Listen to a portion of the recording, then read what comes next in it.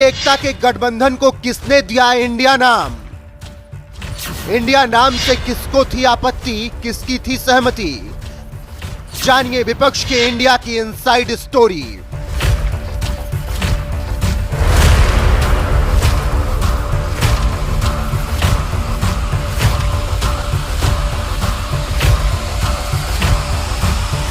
देश में होने वाले अगले लोकसभा चुनाव को लेकर सत्ता पक्ष और विपक्ष आमने सामने है।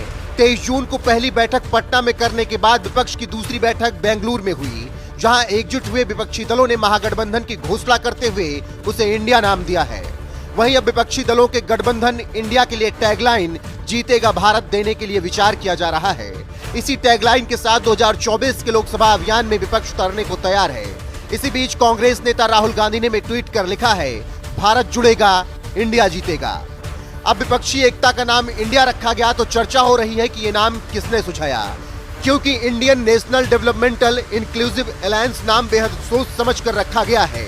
अब यहाँ आपको बताते चले कि गठबंधन का नाम इंडिया रखने का प्रस्ताव कांग्रेस नेता राहुल गांधी ने दिया। उन्होंने पहले इस पर ममता बनर्जी की सहमति मांगी। ममता को यह नाम पसंद आया। हालांकि इस पूरे नाम को लेकर गठबंधन में कुछ आपत्ति भी थी, जिसके बाद डी का फुल फॉर्म भी बदलना पड़ा। कुछ रिपोर्ट्स के अनुसार खबरें हैं कि महागठबंधन के इस नाम पर नीतीश कुमार ने सवाल उठाया, जिसके बाद लेफ्ट के नेता भी हैरान रह गए। वहीं इंडियन एक्सप्रेस की रिपोर्ट के अनुसार इंडिया नाम के पीछे कांग्रेस और तृणमूल कांग्रेस की जुगलबंदी समझ में आती है। हालांकि एक समय नए नाम पर सभी दल राजी नहीं थे। सूत्रों ने बताया कि बिहार के मुख्यमंत्री और जेडीयू नेता नीतीश कुमार ने सवाल उठाते हुए कहा कि राजनीतिक गठबंधन का नाम इंडिया कैसे रखा जा सकता है। वहीं इन्हीं सब बातों के बीच डी के फुल फॉर्म को लेकर भी चर्चा शुरू हो गई। डी का नाम डेमोक्रेटिक रखा जाए या डेवलपमेंटल, जिसको लेकर 17 जुलाई की आधी रात तक चर्चा चलती रही और 18 जुलाई को नाम सार्वजनिक कर दिया गया।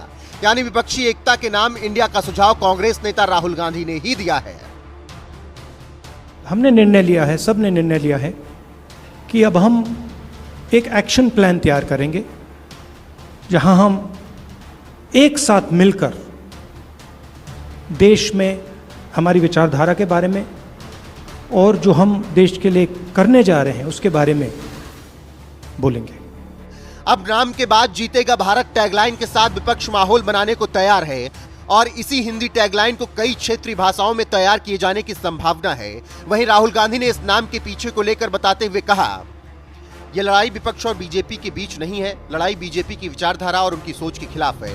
वो देश पर हमला कर रहे हैं, बेरोजगारी फैल रही है, देश का सारा धन कुछ लोगों के हाथ में जा रहा है, देश की आवाज को कुचला जा रहा है। ये लड़ाई देश के लिए है, इसीलिए Indian national developmental inclusive alliance यानी इंडिया नाम चुना गया। फिलहाल 2024 के लिए एनडीए बनाम इंडिया हो चुका है। राहुल गांधी ने महागठबंधन को नया नाम देकर मास्टर स्ट्रोक चल दिया है। देखना होगा कि बीजेपी इसका क्या काट निकालती है और 2024 की जंग कौन जीतता है।